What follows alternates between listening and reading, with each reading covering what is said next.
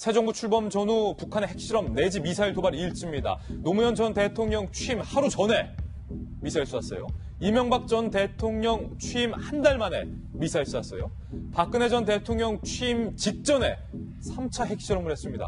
김웅주 전 의원님, 이번에 역시 문재인 대통령 취임 나흘 만에 신형 미사일 도발한 건데, 이 뭐 북한이 자기 플랜에 따라서 미사일 실험한 것도 있겠지만 대화를 하겠다라고 밝혀왔던 문재인 정부에게 뭔가 간보기, 흔들기, 테스트 이런 거 아닙니까? 있겠죠. 아까 말씀이 나왔습니다만은 북한은 변하지 않았다라고 하는 모든 정부에 있어서 남한 정부에 대한 입장을 그대로 하고, 다른 한편으로는 실제로 트럼프 행정부의 불안정성이 있습니다. 대화에 또 물론 기본적으로 더 압박하는 부분도 있겠습니다만은 어쨌든 간복이다. 역대 정권에 대해서 자정부든 우정부든 간에 직전에 그런 실험을 함으로써 어떻게 대응하는가를 한번 떠보겠다라고 하는 것이고, 또 그런 면에서 일관됐다고도 볼 수 있겠죠. 그리고 오히려 그동안의 선거 과정에서 자기네들도 봤겠죠. 네. 이 문재인 후보라고 하는 사람이 굉장히 대북 간에 대해서 혹은 이 보수 그 후보들과의 토론 속에서 굉장히 대화 중심으로 나갈 것이다라고 했기 때문에 나름대로 이렇게 공격을 하면서 한번 그 문재인 정부의 안보 라인이나 어떤 방향으로 갈 것인가를 떠보는 부분. 이런 셈이지. 이를테면 뭐 대화하고 뭐 개성공단 하겠다고 했는데, 네. 자, 우리가 미사일 쐈다. 어쩔래? 네. 그 다음 액션을 보겠다는 거죠. 북한 입장에서는. 네, 그런 면에서 제대로 문재인 정부가 펀치를 날린 것이고. 펀치요?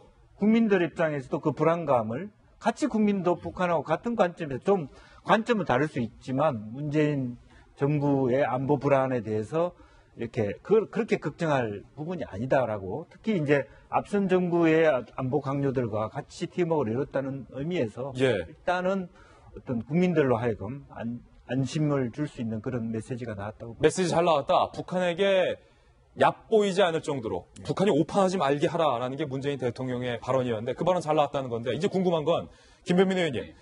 문재인 대통령이 후보 시절부터 개성공단 다시 가동하겠다, 남북대화하겠다, 사드 문제에 대해서는 반대다라는 입장을 밝혔는데, 취임 날 만에 이렇게 미사일 쐈는데 이제 앞으로 개성공단, 남북대화, 사드는 어떻게 되는 겁니까? 그러니까 이제 문재인 대통령이 얘기하고 있는 거는 여건이 조성되면이라는 단서를 다는 겁니다. 여건이 조성되면 평양도 가겠다라고 하는데, 김정은 정권이 보여주는 건 명확하지 않습니까?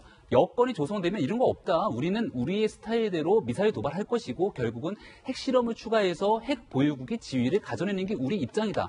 이런 상황 속에서의 대북대화, 그러니까 남한과 북한의 대화를 어떻게 이끌어갈 것인지에 대해서 한번 실험적인 성격을 분명히 보이고 있다고 볼 수 있는 거고요.